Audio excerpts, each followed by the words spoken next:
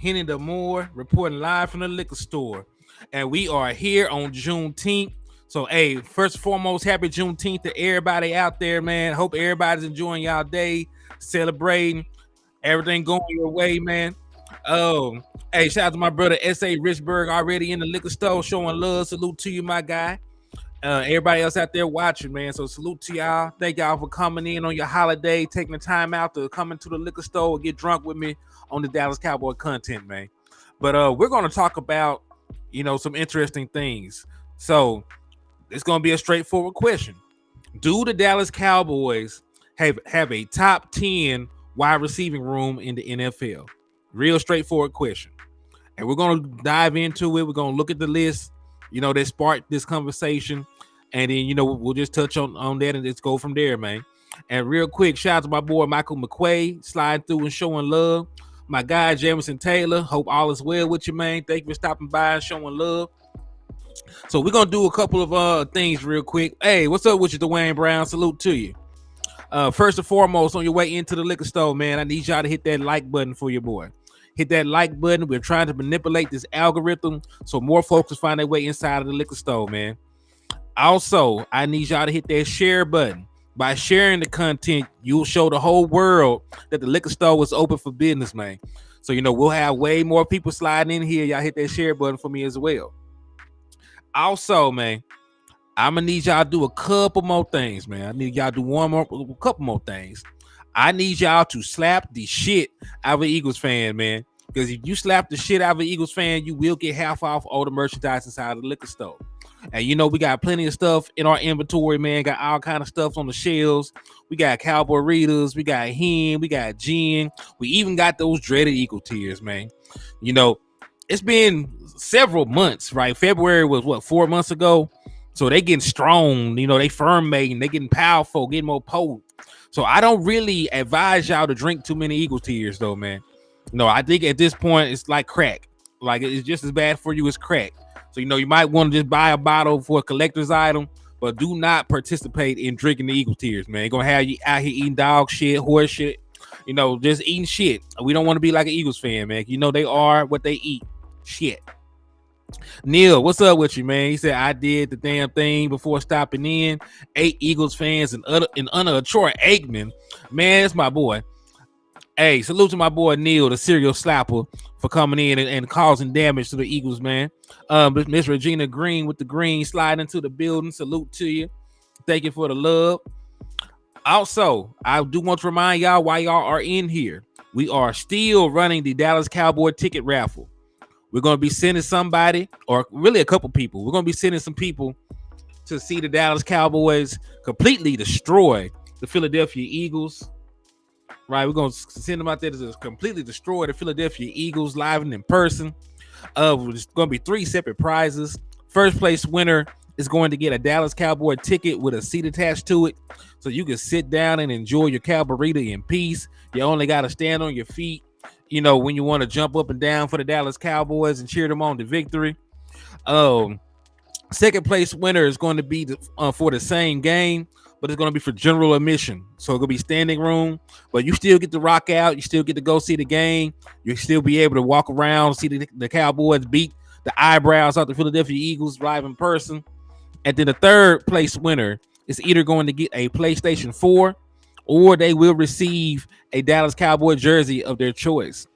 Right? So those are the prizes. It's only $10 to enter. You got until August the 1st to get your entries in. You can enter as many times as you want, but hey, it only takes one entry, to win. So you want to improve your odds of winning the jersey, either Cash App $10, the $ Henny the More. I keep saying jersey. If you want to improve your odds of winning the ticket, either Cash App $10, the $ Henny the More, or you can send it through the super chat, super stickers. We're monetized now. Thank you, Lord. So you can those options are also open to you. So salute to y'all. Thank you for the love. And yeah, man, of course, CD top 10. David Sorrell. I see all y'all sliding in here, man. I couldn't see y'all at first, but David Sorrell, my brother Joe Tranchina. Thank y'all for sliding in. DJ Dog 31. I see you. So let's jump into the content, man. And to answer the question, yes, CeeDee Lamb is easily a top 10 wide receiver. But the question in of itself is actually, do the Dallas Cowboys have a top 10 wide receiving core? Right. So let's just take a look at it. So this is the graph I found that actually, started me on this path of talking about this subject matter today. If I can get it pulled up, this thing be moving crazy. Okay, here it go. So Pro Football Focus, right? I always take them with a grain of salt, but these are the top wide receiving cores in the NFL to them. They say number 1 is the Cincinnati Bengals. They say number 2 is the filthy, horrible, disgusting Philadelphia Eagles. Number 3, they got the Miami Dolphins and that dynamic duo of speedsters and Tyreek Hill and Waddle.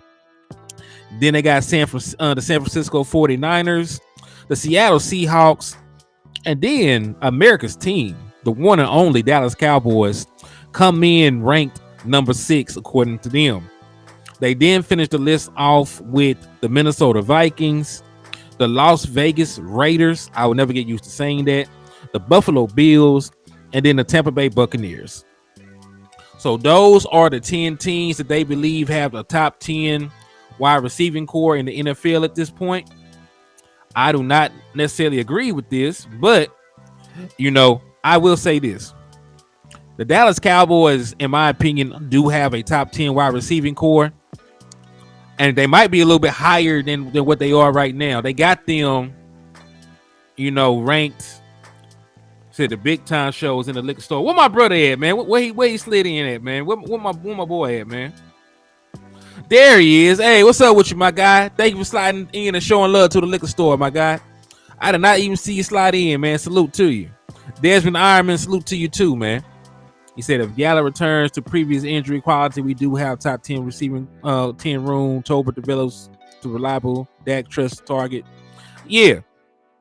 So let's just break down, why we have a top 10 wide receiving core. Right. So let's just break down why we have a top 10 wide receiving core. And really, when you look at, the personnel that we have, a wide receiving room. I like this analogy. I can't take credit for it though, because Cuz said it first. A wide receiving room is just like a basketball team.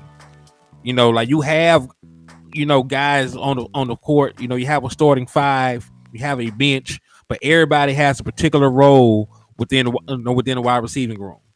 You have your primary target that's going to get a lion's share of the targets, like CeeDee Lamb. He's your number 1 wide receiver. Then you have somebody usually that's a speed guy, right? We have that in Brandon Cooks. You got somebody that's a jump ball guy in Michael Gallup, right? You got some guys who are, more possession wide receivers, on your team. So we're going to actually just go down the list because we're going to look at our top 3 receivers first. Then we're going to look at the depth, and then we're going to come to the conclusion of if we stack up well, against these other teams. Because even if we have, a good wide receiving core, it doesn't necessarily make it top 10. So, I'm going to emphatically show why, that's the case for us, right? I'm going to emphatically show why we have a top 10 wide receiving core, and I'm going to show them work. So let's start with Sedarian. We got our number 1 wide receiver, Sedarian Lamb. So CeeDee Lamb is our number 1. He is the head of the snake. He is the guy that completely jumpstarts this passing offense for the Dallas Cowboys outside of Dak Prescott, of course. So as we do know, said honestly, we don't have a slow possession type guy or any possession type guy. Bring back that old Coke guy back. My dude got my YouTube name working. We good to go, Henny. Hey, salute to you, Justin Kitchen. I see you sliding in, my guy. So we'll start with CD and work our way down. We'll go position by position along the wide receiver room. So as we do know, Sedarian Lamb was the recipient of not only a Pro Bowl selection, but he also had the honor of being recognized as an all-pro level wide receiver for the 2022 season, right? So that in of itself is a big deal. Even though it was a second team selection, there are only 6 wide receivers in the entire league that get the honor of making of making an all pro selection, whether it be first team or second team. So CeeDee Lamb did make second team all pro last year. He did make second team all pro last year, and that put him on the same level as guys like AJ Brown, right? So he went out there and did his thing. He solidified himself as one of the best wide receivers in the NFL. So when you look at that, right, these are the second team all pro wide receivers: AJ Brown, Stephon Diggs, and then of course number 88, Sedarian CeeDee Lamb. So with that in mind, right, CeeDee Lamb is probably no less than a top 6 wide receiver. Facts. If you're an all pro, you're a bad dude. Facts on top of facts. Right? Facts on top of facts. So because he made an all pro team, we can say at the bare minimum, CeeDee Lamb is currently a top 6 wide receiver in the NFL.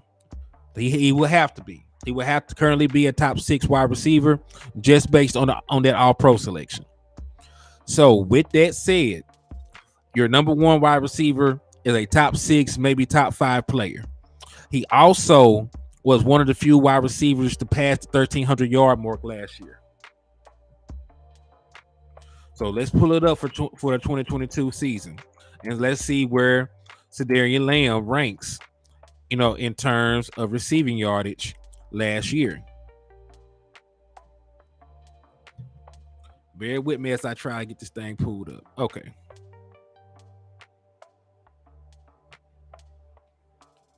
Now I'm finna screen share. We all will be able to see the same thing with each other.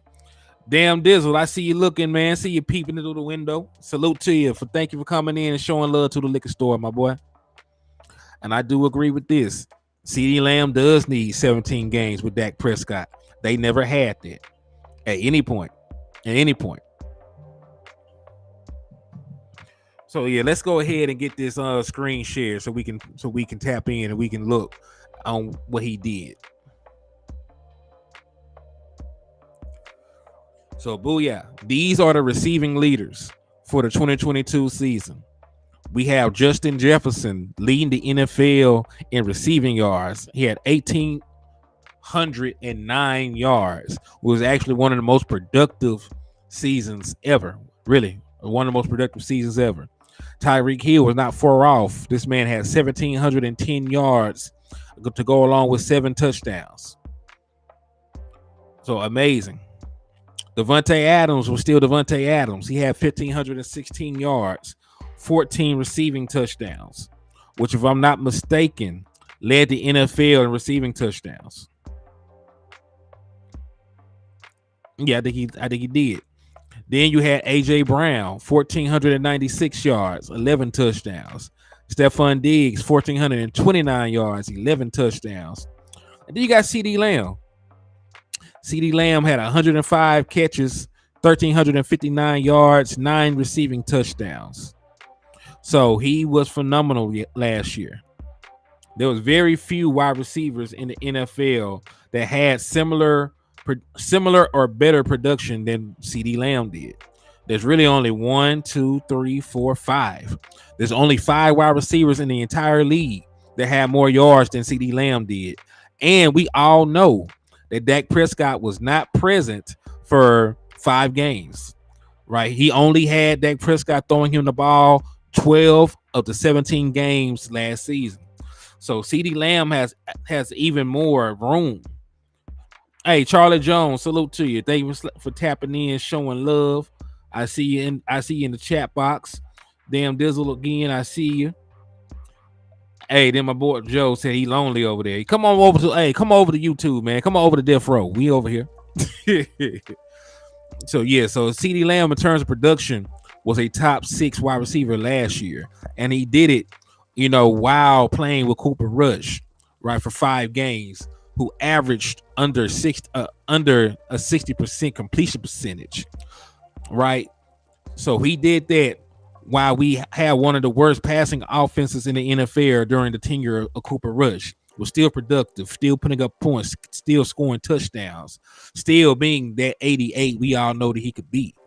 So CeeDee Lamb solidified himself as one of the best wide receivers in the NFL, easily a top 6 or 5 wide receiver this year.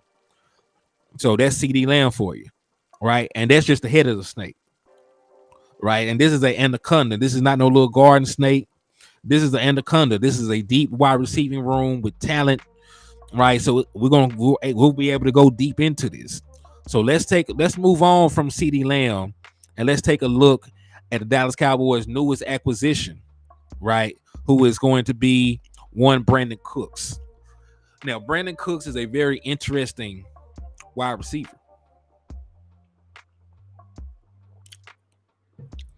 because even though he has been in the league almost a decade, he's been in the league since 2014. This is going to be his 9th season as an NFL pro. Brandon Cooks has not yet turned 30 years old yet. Brandon Cooks still has a lot left in the tank. He is not one of those guys, who's an over the hill wide receiver. He's not a wide receiver who's lost a lot of speed or a step.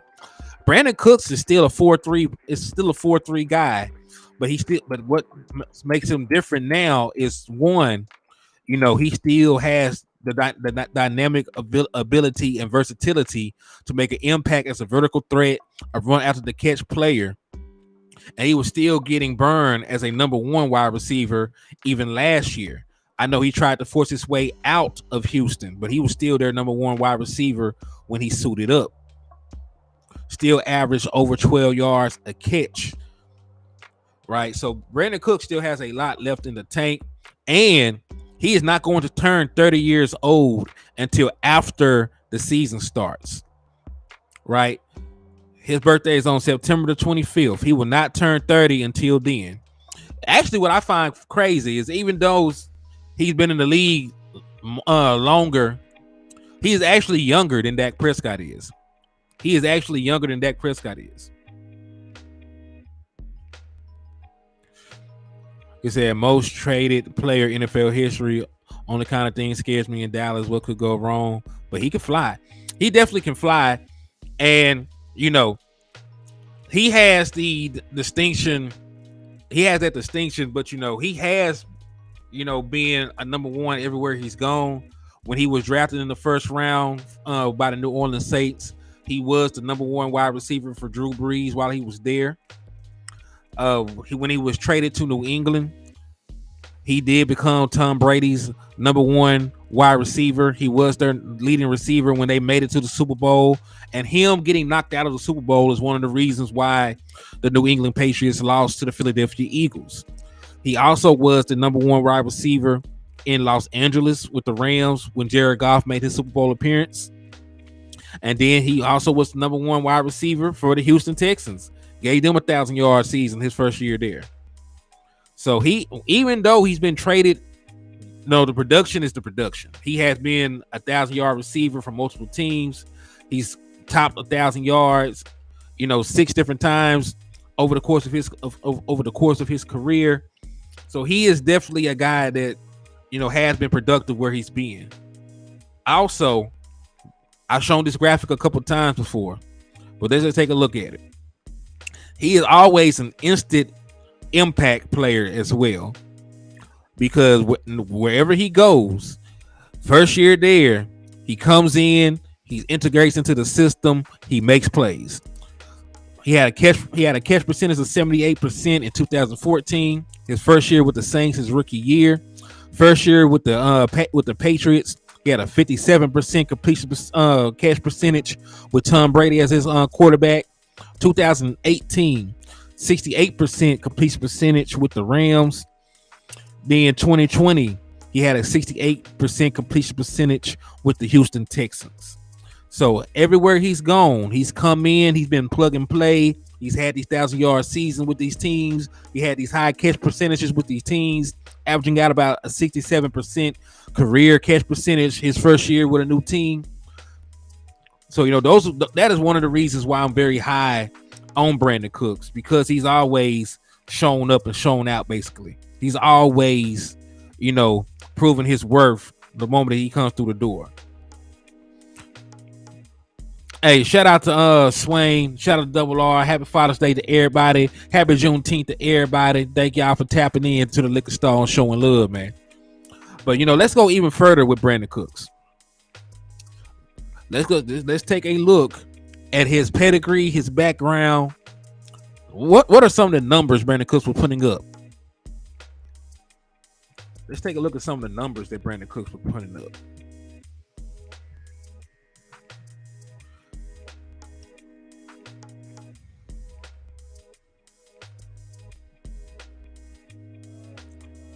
So bear with me. I'm finna get these stats pulled up, and we'll take a quick look at it. Because remember, we are just making the case that we have a top 10 wide receiving core. That's the only case we're making here, that we have a top 10 wide receiving core based on our personnel and their past production. All right, so let's take a look at Mr. Brandon Cooks. I got it pulled up. Let's take a look at the stats.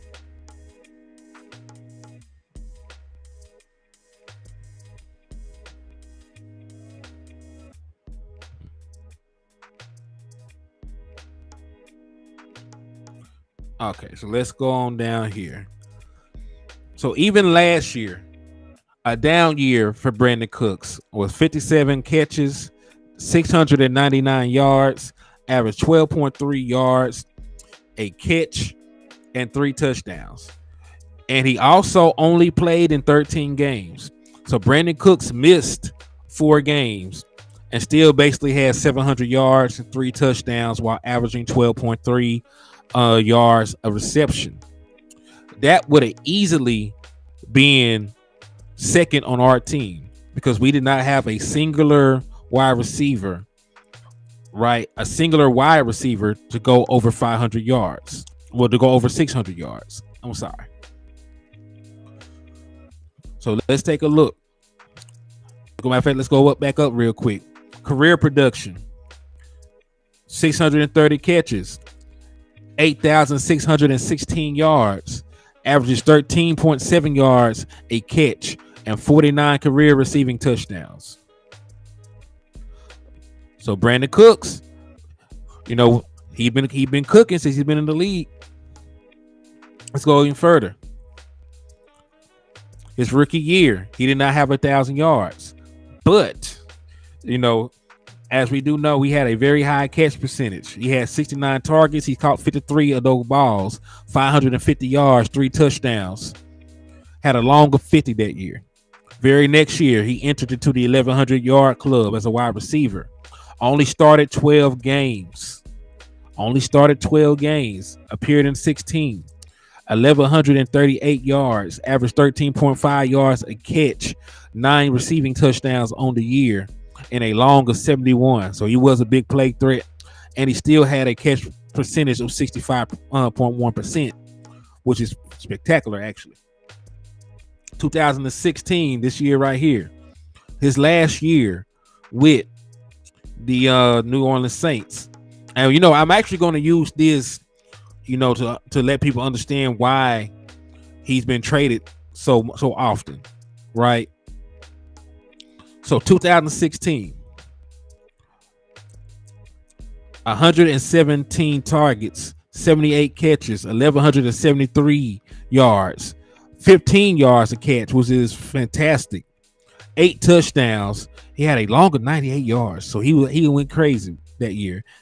Catch percentage of 66.7. So he gets traded this year, right? Notice this.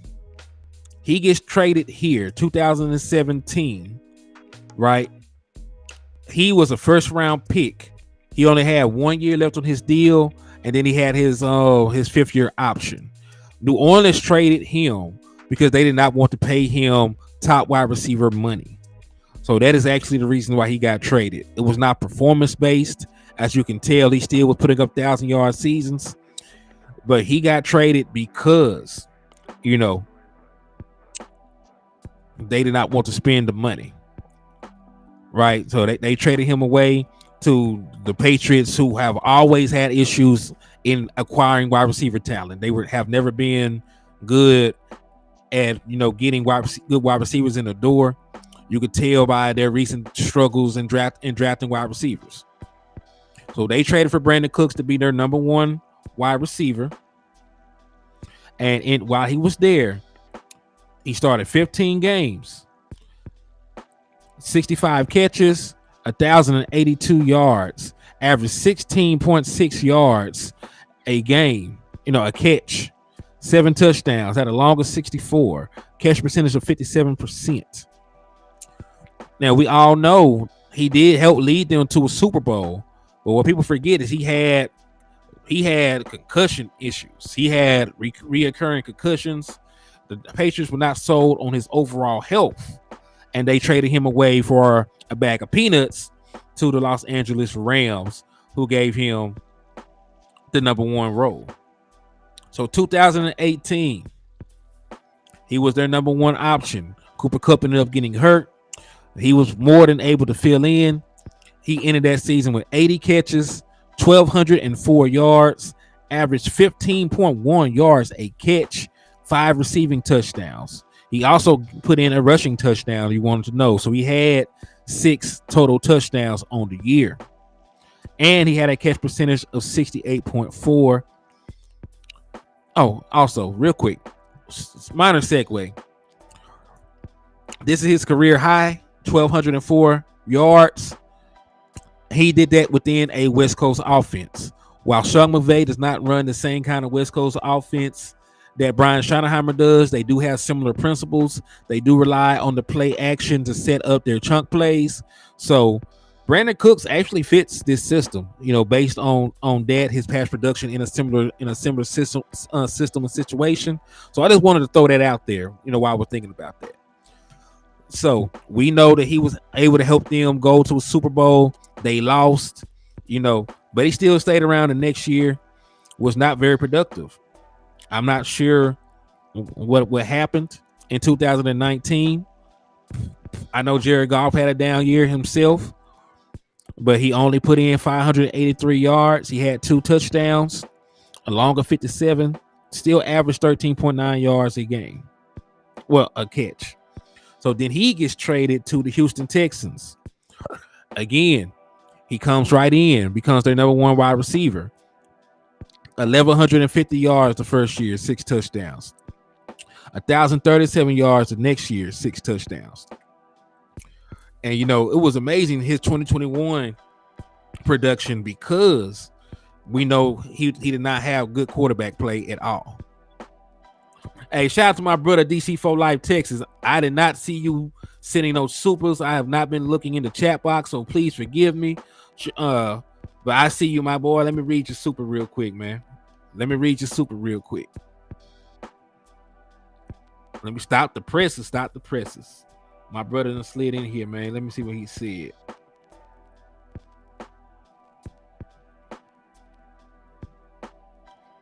Here we go. Let me put it on up here.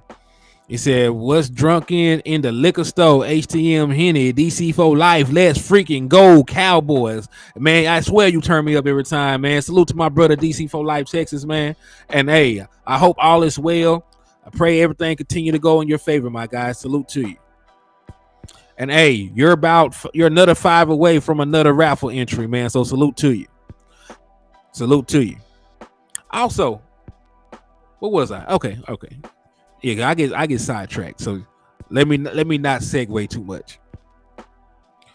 So yeah, so even last year, as I pointed out, only played in 13 games, still gave you 699 yards, still averaged 12.3 yards a reception, still gave you 3 touchdowns. And this was with bad quarterback play. This was with trying to get out of Houston. This was with, you know, bad play calling. Let's just be downright honest about that. So, you know, Brandon Cooks is a guy that I expect to not only come in and be productive from day one, because his track record says he's a plug and play kind of guy, but I also expect him to be 1,000-yard receiver this year. He may not eclipse the 1,200 yards that he produced, with the Rams his first year, but I do see him being 1,000-yard receiver. I do see him being comfortable in this West Coast system, in the play action game. And listen, this is the first time that Brandon Cooks is not going to be a number one wide receiver. This is going to be the first time in his career where he's not the number one option. He does not usually get the opportunity to go up against 2s and 3s and slots. He usually the guy that they roll the safety to his side of the field. They like playing bracket coverage on Brandon Cooks because of his speed. It's going to be very hard to do that, with this new setup, because he's going to be playing next to an all-pro wide receiver. And then, a thing that I like pointing out in regards to Brandon Cooks and in regards to CeeDee Lamb, both of these guys can maneuver around the field. Both of them can go into the slot and take snaps there. Both of them, have the ability to play outside as well. So you can play a lot of different packages with these guys. We seen, when Kellen Moore was here, he was able to put CeeDee Lamb in the backfield and hand him the ball, or let him run a route out the backfield. There's all kinds of different things you can do by mix and matching these two wide receivers, right? And we're better for it because of that. So those are our first two. Those are our 1-2 tandems. You got an all-pro in CeeDee Lamb, and then you got a guy in Brandon Cooks who's had 6,000-yard seasons, is very close to getting to the 10,000-yard mark for his career. What's up with you, Mr. Gomez? Salute to you. Thank you for sliding into the liquor store and showing love, man. Salute to you. Salute to you. So that's our 1-2 punch. All right, so let's go back to the original graph. So in terms of 1-2 punches, right, that might propel us past some of these other guys. All right, because Deebo Samuel, he's good. He's a very good player. Ayuk, he's a good player. But if I'm not mistaken, Ayuk, right? Even if we're just looking at the top two wide receiver for each team, Ayuk, if I'm not mistaken, only has had 1,000-yard season, right? Brandon Cooks, has been a number one his entire career. So your number two is a number one, right? There's not really many teams on here that can say that outside of the Miami Dolphins. We all know that Jalen Waddle was the number one option in Miami before Tyreek Hill got there. We know that T. Higgins was a number one, but he was not super successful at being a number one. That's why they still decided to trade to go and draft Jamar Chase. Right. So there are very few, teams that can say they have two wide receivers that been number ones, in their time in the league. Minnesota used to be able to say that. We all know that they went and got rid of Adam Thielen. He's no longer there. Las Vegas, they don't really have great outside receiving threat outside of Devontae Adams. The Buffalo Bills really is a one-man show on Stephon Diggs. That's really why I don't know why they're up on this list this high, unless they drafted somebody or something. I don't know. The Bucs is a different story. The Bucs have a real good wide receiving core. But when you look at these guys ahead of us, Seattle, DK Metcalf, Tyler Lockett, I'm willing to take CeeDee Lamb and Brandon Cooks over them. I'm willing to take Brandon Cooks over Ayuk, right? So that automatically puts them above the 49ers, right? If we're just looking at the 1-2 punches. You even make an argument that Brandon Cooks, has had a better career. Well, you can't even make the argument. It's a fact. He's had a better career so far to this point than Devontae Smith. Because Devontae Smith, was not super productive as a number one wide receiver. That's why they ended up trading, right? That's why they ended up trading for A.J. Brown. So, Just being honest. So, our 1-2 punch, we definitely have probably a top 3 tandem, top 3 or 4 tandem at wide receiver 1 and wide receiver 2, because you're going to run out an all pro right there. Right, we got an all pro as our number 1 in CD Lamb. You got a former number 1 in Brandon Cooks, who's been a 1,000-yard receiver 6 of his 8 years or 9 years, however long he's been in here. Let me see how many years this is. See, 9 years. Yeah, 6,000 yards in 9 years. Was a starting wide receiver on 2 teams that made it to the Super Bowl. You really got some firepower. We really got some damn good firepower. And that's not even taking into account the other guys on the team, right? So now that we talked about the 1-2 punches in CD Lamb and Brandon Cooks and how well I think they'll play together, let's talk about our number 3. So there's a guy that's coming back into form by the name of Michael Gallup, right? Because Michael Gallup is going to be our 3rd wide receiver.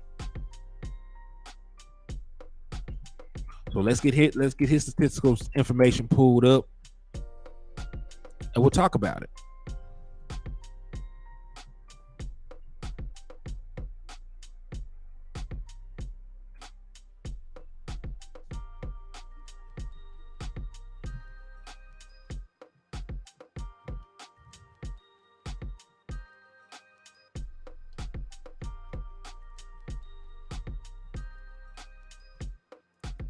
All right, got it pulled up. Let's take a look. Let me make sure nobody said anything else. They said I'm so hyped for this year. I just has this feeling. Hey, I'm very confident about our team this year, bro. Like real talk, just like I'm super confident in this team this year, man. I didn't really feel this way last year, but I feel good, man. Cause our quarterback is completely healthy. We got good wide receivers this year. We got better play calling. We still got a top defense, so I feel real good about our team altogether. And shout out to my brother Dwayne Brown, man. Hey, they got you working on Juneteenth, my brother? All right, so yeah, I got Michael Gallup's stats pulled up. So let's take a look at my guy. All right, so those are his career statistics. So let's take a look at one Michael Gallup.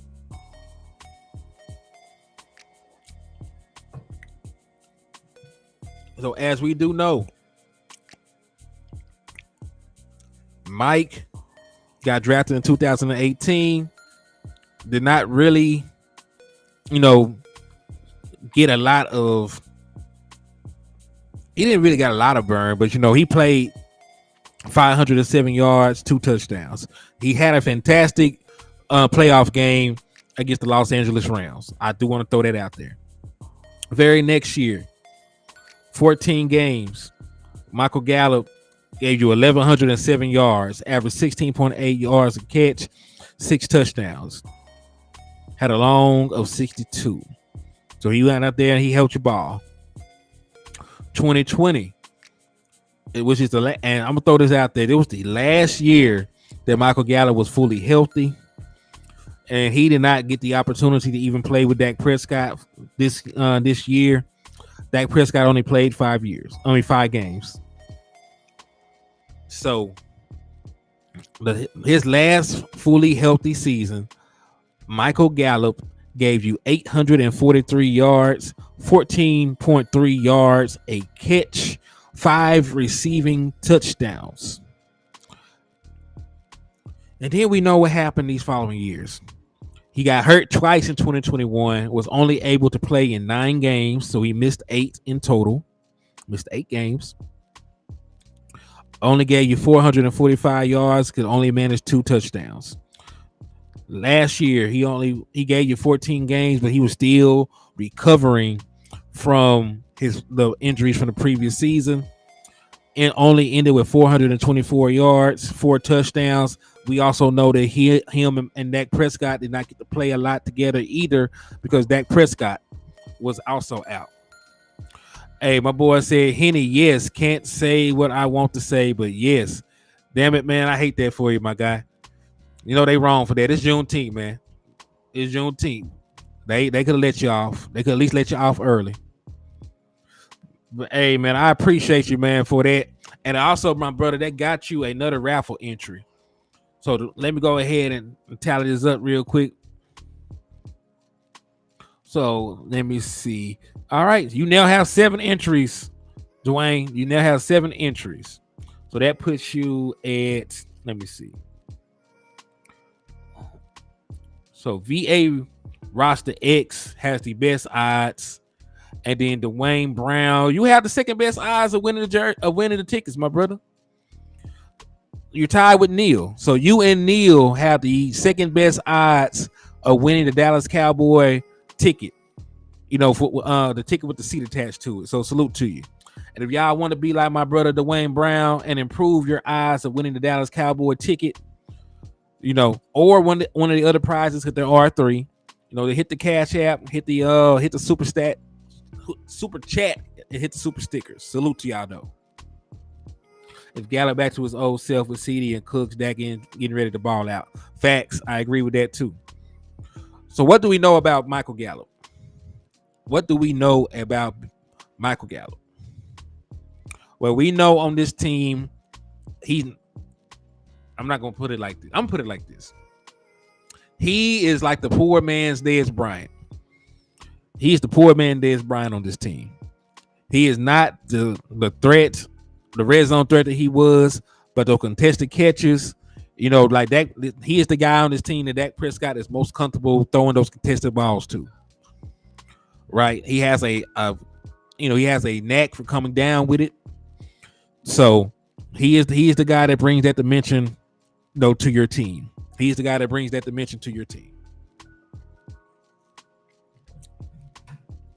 Hey, shout out to my brother S.A. Richburg, for the raffle entry, man. They got you another entry, to get the Dallas Cowboy game ticket. So let me take a look so I can add it on here to yours and let you know how many you got. Okay. So, Mr. Richburg, you have moved up with my brother Dwayne Brown and Neil. So all 3 of y'all have 7 entries. So the 3 of y'all have the second best odds of winning the Dallas Cowboy ticket with a seat attached to it, because that's the main prize. So salute to you. If y'all want to be like him and improve your odds, continue to hit the Cash App.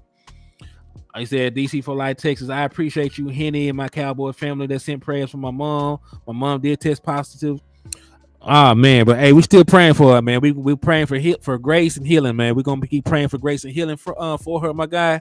And that 5 did get you another entry into the raffle, man. So everybody continue to keep DC for Life, Texas within your prayers, man. Continue to show him love and support.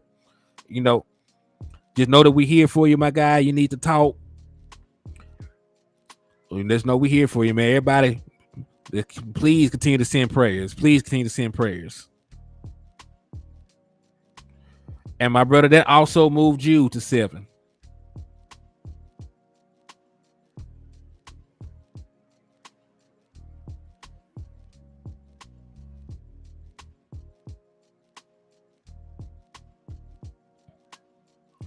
Yeah, so all 3 of y'all have. Well, that's 4 now. Okay, I think that's 4 people now. Because DC for Life, you had. All right, so Dwayne Brown got 7. DC for Life, Texas has 7. Neil has 7. And then Mr. S.A. Richburg has 7. So yeah, the 4 of y'all have the second best odds of winning the main prize. I feel his pain. I'm at work also. Bobby Budget, what's up with you? Thank you for tapping in and showing love to the channel. So what do we know about Michael Gallup? As we do know, he is a guy that Dak does not mind throwing contested balls through. I don't know why, because I think he's sort of a body catcher. He elevates his body and still catches with his chest. But He is a guy that Dak Trust don't those kind of balls too. He is one of his longest tenured receivers that he's been with. So him being healthy is imperative to the success of our offense overall. I'm not gonna lie to you. And hey, is that my boy JC that slid through the door, man? Yes. Hey, shout out to my brother JC, man, for the love and support, man. Thank you for sliding in and showing love to the liquor store, my guy.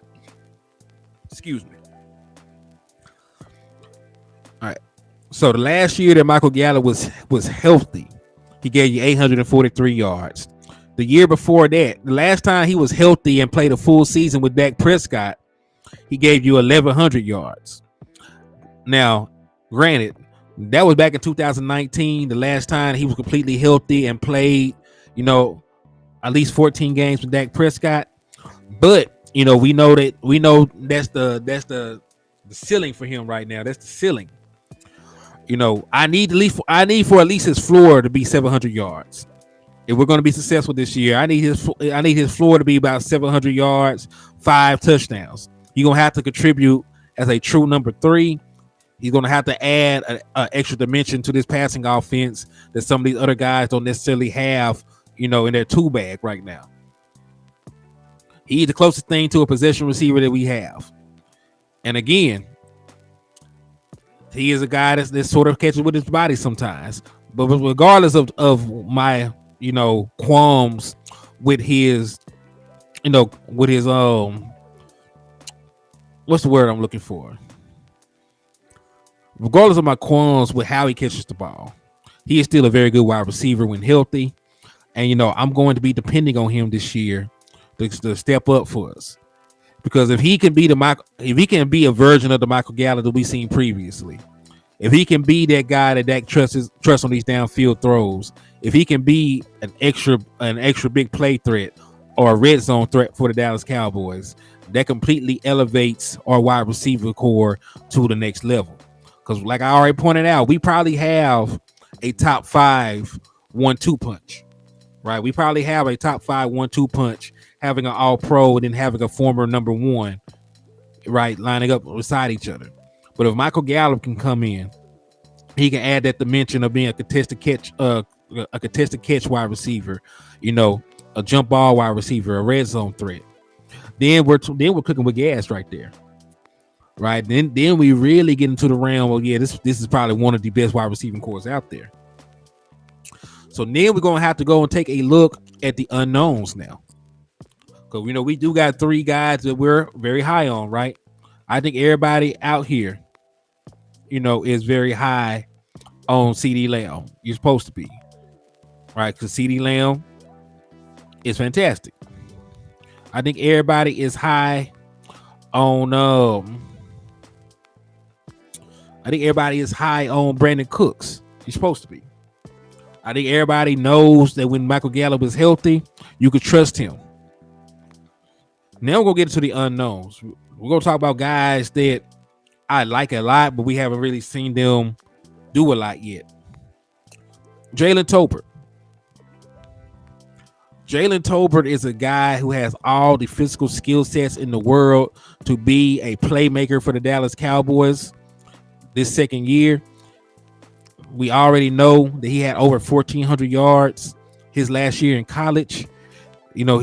For that conference, he was 3rd all time in career receiving yards. And then for his school, he was the all-time leader in career receiving yards. So even though he was in the Sun Belt, he went crazy. He was a monster. He was a man amongst boys. So we know what Jalen Tolbert is capable of if he can take his game to the next level. They're saying right now he had amazing OTAs. He's been with Dak Prescott a lot. But they say that he's been up under Brandon Cooks, and Brandon Cooks has helped him in terms of his development and preparation and things like that. So Jalen Tolbert, he's an unknown, but he is a guy that I do think can come in and be productive for us. And then I see y'all saying Brandon Smith and Simi and JT. There's a guy out there, who was on the team last year that we haven't really talked about just yet. And Cavontae Turpin. And I know, he made a Pro Bowl selection last year based on his returning ability. He was a return specialist that made an All Pro selection. A Pro Bowl selection. But he is probably the fastest offensive player that we have. And we know for a fact Mike McCarthy is willing to throw the ball to an undersized wide receiver. We saw it with Randall Cobb, a former Cowboy, former Packer. Right? So if you can get open, you can make plays, and you're a downfield threat, Mike McCarthy doesn't care about throwing you the ball. Yeah, Galladay got that toe drag swag, man. Yeah, so Turpin is another guy, that you will have to account for if you're just trying to project what this wide receiving core can do. And so I'm not even expecting him to have monster numbers. I'm not expecting him to go out here and have 1,000 yards or 500 yards. But if I can get anything from Turpin, on the offensive side of the ball, if he could score 1 or 2 or 3 touchdowns, or if he can give me a couple hundred yards, maybe 200 or 300 yards, that is a weapon that I need to have, because I think that Jalen Tolbert overall can be a number 4. Hey, shout out to Jose Banks for the $20 donation, man. They got you 2 entries into the Dallas Cowboy ticket raffle, my guy.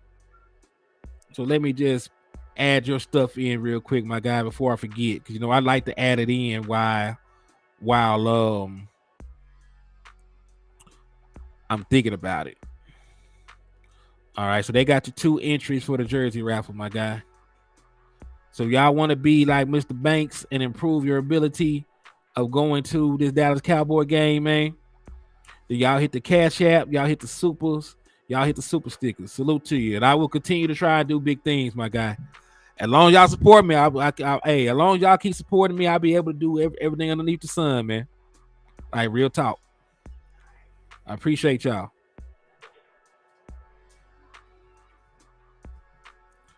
So yeah, when we're thinking about guys like that, man, when we're thinking about our wide receiving core as a whole, we still have to factor in, guys that are just going to be making, features here and there. We know who will have starring roles in the passing offense. We know CeeDee Lamb is a star. We know Brandon Cooks is going to play a big part. We know Michael Gallup is going to play a big part. We expect Jalen Tolbert to have a recurring role, right? We only need Cavontae Turpin and Simi to make, a feature. It's a 17-game season. They might only be featured in 2 games, right? There might only be 2 games that they make big plays in. There might only be 3 games that they make big plays in. But putting that on film, right? Getting production, putting it on film, making opposing defenses have to account for an extra weapon is all that you need, to be able to implement more wrinkles. You know what I'm saying? Because Cavontae Turpin right now is your fastest wide receiver. You could put him in there as a decoy. He could be the guy on the clear out. He can be a guy you throw the ball to on a jailbreak screen. You can be the guy you throw the ball to on a rub route. And I keep saying this, you do not have to have him be in a starring role. But you can design about 5 plays, right? And you can design about 5 plays to try to get the ball in Cavontae Turpin's hand. Right? It could be maybe a screen at the running back position. It could be a jailbreak screen. It could be a rub route to get him in space. It could be any of those things. And then of course, you have end rounds and stuff. You can hand him the ball. As long as you're getting positive yardage from Cavontae Turpin, and he's able to handle what you give him, then you can start adding a couple extra plays for him. But you need to at least wet his whistle. You need to at least let him be involved to take this passing offense to the next step. But in totality, when you look top to bottom on this team, you think about speed, playmaking ability, depth. This is probably a top 5 wide receiving room, right? At least it has the ability to be a top 5 wide receiving room. It has the possibility of being a top 5 wide receiving room. Because right now, for a fact, 1-2 tandem. We talk about CeeDee Lamb, Brandon Cooks. Those two are a top 5 tandem of wide receivers. But it's going to take us actually seeing them put it together to say that we have a top 5 wide receiving room. But no doubt we have a top 5 tandem. So I did all that talking just to say, yes, the Dallas Cowboys do have a top 10 wide receiving room based on our top 2 guys alone, then based on what we expect from Michael Gallup and so on and so forth. Yep, support is key, LOL or JC Network wouldn't work. I feel you. Yeah, facts, bro. Facts. You know what I'm saying? Like, if nobody watched, if nobody supported, what would we really be doing here? We just be, angry black man, sitting in front of the camera talking to the void. So yeah, the support goes a long way, man. The support goes a long way. So yes, we do have a top 10 wide receiving core. With the ability to be a top 5 wide receiving core if our guys step up. Facts. If you ain't gonna watch it, then So yeah, man. Let me wet my whistle real quick.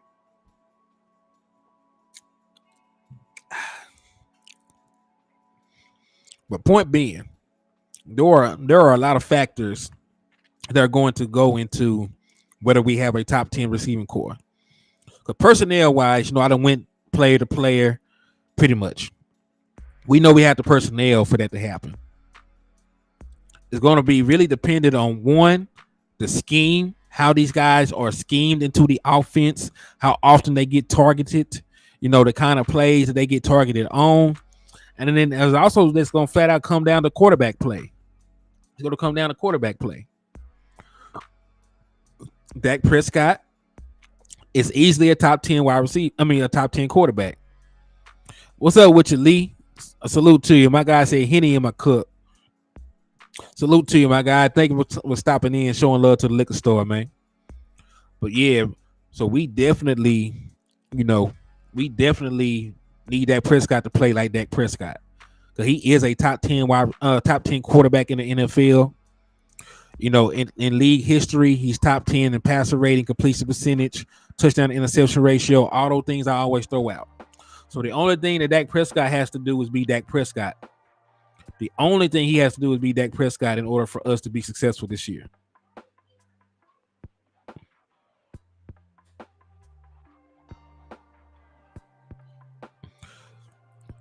So, any thoughts, questions? We're gonna go ahead and move over to the Q&A section of the liquor store because I done rambled on.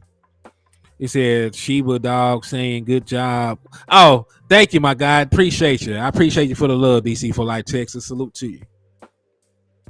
Joe said he put Dak right under Patrick Mahomes. It's crazy, dog. Like, did you know that? I'm not even gonna start that. But yeah, I like Dak. He is easily a top. He's easily top 10. You can make the argument about where you want to put him. You can make an argument about 10. You can make an argument about being top 4, top 5, top 3. There's arguments to be had about Dak Prescott.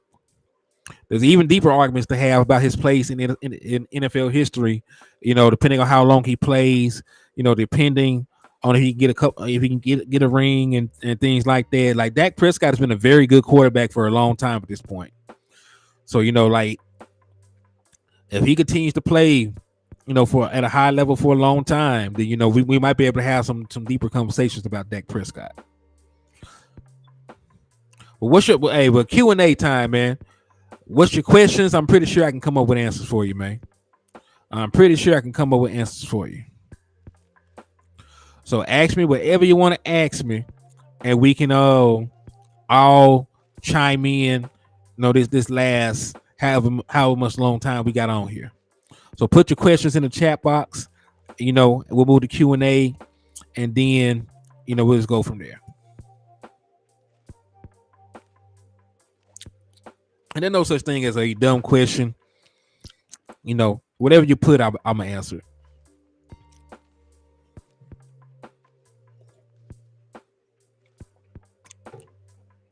DC for Life said top 5.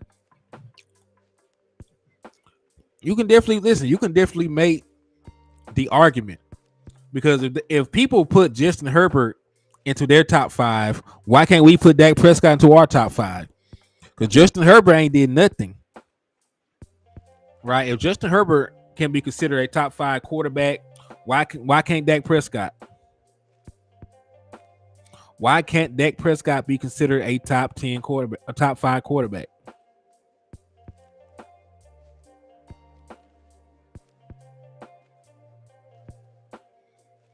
Like that's a real question. Why can't he be considered a top 10 a top 5 quarterback, and Justin Herbert gets to be called a top 5 quarterback based off? I don't know.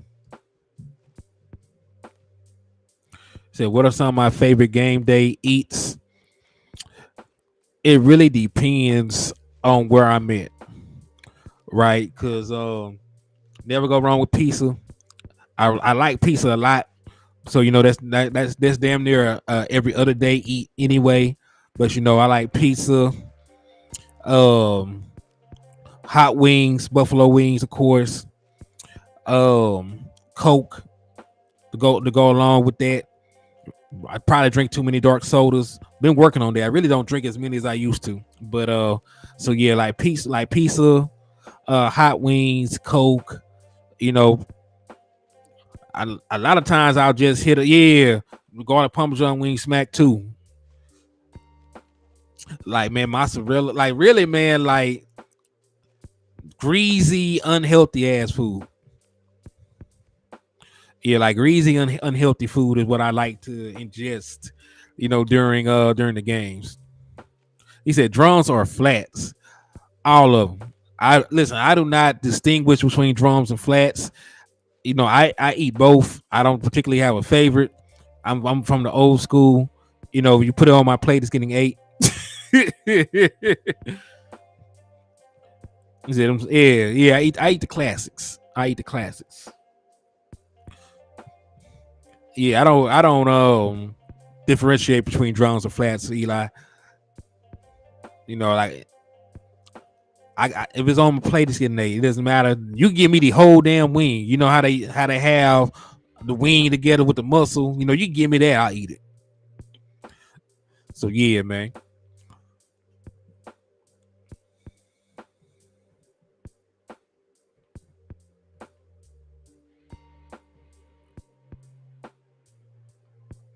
Facts, both of them.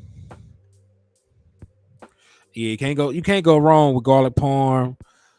You really can't go wrong with too many type of wings. No, there are some, like Polynesian or some shit like that. I might not eat, but even in the liquor store, I drink Pepsi. I really don't drink maybe some wine. Hey, ain't nothing wrong with it. There's nothing wrong with that.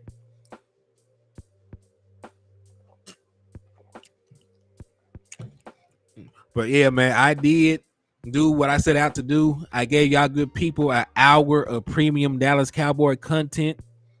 Thank y'all for coming through and showing love to the liquor store and rocking with your boy the way that y'all been rocking with me. I will be sure. Now, listen, if I can get with Wes and them, I might go live sometime later on. But for the meantime, I'm gonna go show my wife some love, pick up some pizza, chill out for a while. So God bless y'all. I'm gonna holler at y'all later. Just tap back in. Remember, drink and drive responsibly.